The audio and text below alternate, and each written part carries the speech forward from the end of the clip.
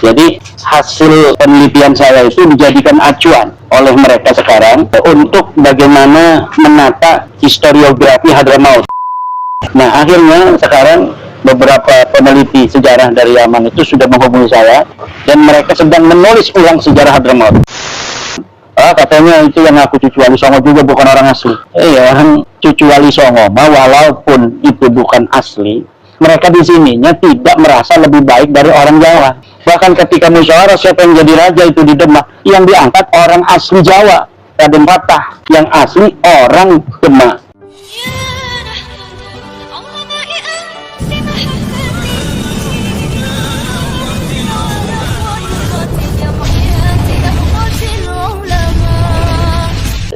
Sebenarnya masalah manuskrip segala macam itu sudah selesai. Jangankan orang yang ada di Indonesia, Balawi, yang ada di Yaman saja, peneliti-penelitinya itu sekarang udah ikut Indonesia. Sejarawan-sejarawan dari Yaman itu banyak yang hubungi saya. Ana utabi'ukum ya Syafi tarikh Hadramaut. Aku mengikutimu dalam sejarah Hadramaut. Sekarang kami tidak ingin membaca sejarah Hadramaut versi di Yaman. Karena fihi tazwirun wa tadlisun. Di dalamnya ada penipuan, di dalamnya ada pembelokan sejarah. Jadi hasil penelitian saya itu dijadikan acuan oleh mereka sekarang untuk bagaimana menata historiografi Hadramaut, menulis sejarah ulang Hadramaut itu banyak dari hasil-hasil kesimpulan saya. Mereka itu mengkritik dari dulu Ahmad bin Isa al-Muhajir itu, tapi belum pernah mereka berani mengatakan Ahmad bin Isa itu tidak hijrah ke Yaman. Kemudian bahwa kuburan Ahmad bin Isa kan dijarah itu. Bagaimana orang yang tidak ada di Yaman kuburannya ada di situ dijarahin orang? Menjarahin apa itu orang? Itu orang Yaman sendiri nggak ada yang berani ngomong itu makam itu. Karena mereka terlalu husnudzon terhadap sejarah yang ditulis di Yaman. Nah, kalau kita dari jauh mampu untuk melihat dengan jernih, bagaimana bisa orang yang ada di Madinah 230-an Hijriah, dia bisa meninggal 345 Hijriah. Berarti umurnya 130 tahun dong. Nggak mungkin.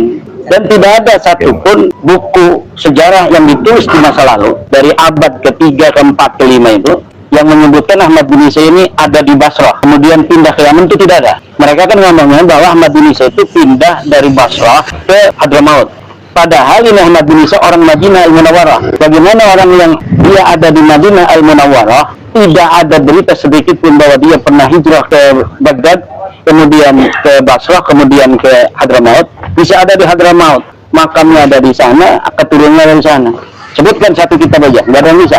Di Yaman pun nggak ada yang bisa. Nah, akhirnya sekarang beberapa peneliti sejarah dari Yaman itu sudah menghubungi saya dan mereka sedang menulis ulang sejarah Hadramaut. Bahkan gini, di sana kan ada yang bukan turunan Balawi itu zaman dulunya dikasih marga oleh Balawi. Jadi orang asli Yaman dia datang kan ini Balawi, nah aku turun Nabi. Nanti orang-orang asli Yamannya itu di Hadramaut, oh kamu ada leluhurnya keturunan sahabat Nabi Abu Bakar. Ini kamu tahu nggak turunan sampai atasnya? Enggak, saya keturunan sampai 5 doang. Dibikinin terus dinambungin sampai Umar bin Khattab. Ada yang sampai sahabat Al-Ansari dan sebagainya. Sekarang ini keturunan mereka sudah menghubungi saya. Kiai, saya dulu husnudzon pada leluhur kami bahwa leluhur kami nyambung silsilahnya kepada Ibnu Abbas, sahabat Nabi dan sepupu Nabi. Pamannya namanya Abbas, Ibnu Abbas itu adalah sepupunya Nabi. Tapi sementara kita ini terus mengakui, kita juga meneliti, tapi kami belum dapat jawaban. Setelah saya membaca tulisan Kiai Imad, kami sekarang terbuka dan kami menyatakan kami bukan dari keturunan Ibnu Abbas itu. Karena itu hanya pemberian dari Balawi aja. Bagaimana Balawi itu bisa nyambung-nyambungin nasab orang itu? Agar kedudukan dia sebagai bernasab kepada nabinya diperkuat oleh mereka ini.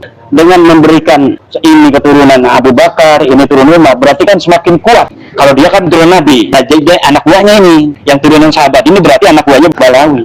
Nah, itu terjadi di abad 9, 10, 11. Sekarang terbongkar semua bahwa silsilah-silsilah nasab orang Karim itu yang ke sahabat Nabi itu palsu kebanyakan itu. 90% palsu yang dikasih Balawi itu kayak LBY aja ngasih silsilah orang itu. Kamu ini turunan siapa? Nggak tahu, Bib. Kasihin, kamu turunan Raden Anu. Ada lagi yang dibalawikan turunan dari bin Sahil. Oh, kamu turun dari bin Yahya. Saya aja ditawari bin Yahya dulu. Saya makin keburus mau gitu, ditawarin bin Yahya. Zulfikar tawarin bin Syahil. Saya Zulfikar tuh, kata saya Zulfikar, saya punya nasab, saya Basyaiban. Nggak mau ditawarin jadi bin Syahil. Bin Syahil itu Balawi. Nah, jadi apa yang terjadi di masa lalu itu terjadi juga di masa sekarang di Indonesia. Wali Songo dibalawikan. Ya udah dari zaman dulu ini terjadi di sana. Orang mereka bukan orang Karim, mereka bukan orang Hadramaut. Kemudian mereka datang itu akhir abad ke-8, agar di situ dia itu dihormati, tidak dianggap orang asing. Dia bikin sejarahnya ke belakang. Jadi katanya leluhur kami datangnya abad ke-4, 317 Hijriah itu abad ke-4. Padahal mereka datang abad ke-8 akhir, 800 sekian Hijriah. Lalu mengaku turunan nabinya abad 9. Lalu mengurut silsilah mereka ada di Yamannya sampai korupsi dari 800 ke 400 itu 400 tahun korupsinya. Dan sekarang sudah terjadi di Indonesia. Lihat media online Fakta Kini. Media online Fakta Kini itu miliknya FPI kayaknya. Itu dia sudah mengukir, menulis sejarah reportase bahwa leluhur mereka itu datang ke Indonesianya 300 tahun yang lalu. Padahal mereka datang 1850. Kalau Taufik Segaf itu kakeknya datangnya 1912. Taufik Segaf itu baru sekali kalau Taufik Segaf itu kakeknya itu. Kalau yang lainnya 1800-an. Usman bin Yahya itu 1800. Bahkan dia sama bapaknya yang di sini. Jadi belum ramai orang Balawi datang, Usman bin Yahya ini sudah ada bapaknya di sini, lahir di Indonesia dia. 1800 itu. Makam-makam yang katanya di Jakarta ada yang 1700 palsu itu. Pokoknya kalau ada makam Balawi 1700 katanya Masehi, itu bisa diyakini itu makam palsu. Bagaimana sih mereka itu kok mau-maunya bikin makam palsu?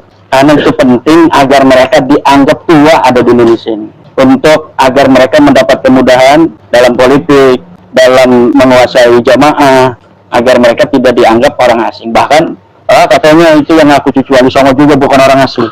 Orang cucu Wali Songo, walaupun itu bukan asli, mereka di sininya tidak merasa lebih baik dari orang Jawa. Bahkan ketika musyawarah siapa yang jadi raja itu di Demak, yang diangkat orang asli Jawa, Raden Fatah. Padahal itu walaupun Sunan Giri dan Sunan Ampel ngangkat di antara mereka bisa, semuanya jadi anak buahnya Sunan, tapi tidak mau karena menghargai orang Jawa. Yang diangkat jadi raja adalah Raden Fatah, yang asli orang Demak.